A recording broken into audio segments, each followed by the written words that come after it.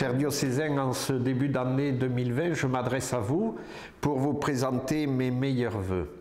S'il y a quelqu'un qui nous connaît personnellement mieux que quiconque, qui connaît nos désirs, nos attentes, nos préoccupations, c'est bien le Seigneur Jésus lui-même, lui qui a voulu prendre notre condition humaine, qui est devenu l'un de nous et qui nous a dit qu'il était avec nous tous les jours jusqu'à la fin du monde. Je vous confie donc à lui, ainsi que vos familles et tous qui vous sont proches.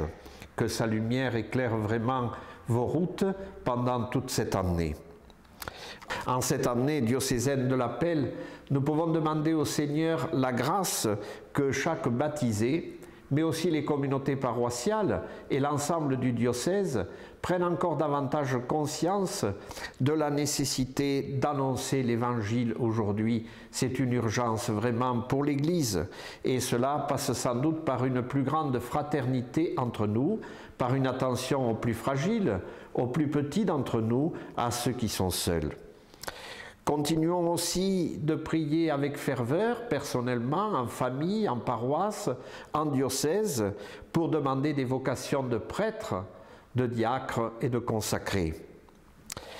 Dans bien des domaines aujourd'hui, la situation de notre société et celle du monde est bien préoccupante.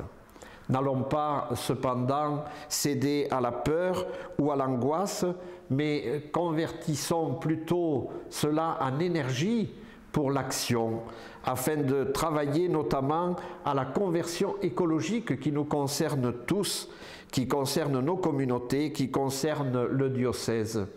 À condition bien sûr que nous comprenions qu'il faut se préoccuper de l'environnement, mais plus globalement aussi d'une conversion intégrale qui concerne l'homme dans toutes ses dimensions. Comme le dit souvent le pape François, tout est lié. Notre Église diocésaine ne doit pas être à la traîne en ce qui concerne la conversion écologique. Beaucoup d'entre nous sont conscients de cela, des enjeux pour l'avenir, et sont déjà acteurs d'une manière ou d'une autre, mais nous devons l'être aussi en communauté. Que l'Esprit Saint éclaire nos routes et nous donne la force et le courage pour apporter chacun notre pierre à la construction d'un monde meilleur, où règne davantage le respect des personnes, la paix et l'amour, et où on sache protéger les plus faibles et les plus petits d'entre nous. De tout cœur, je vous souhaite une bonne et heureuse année.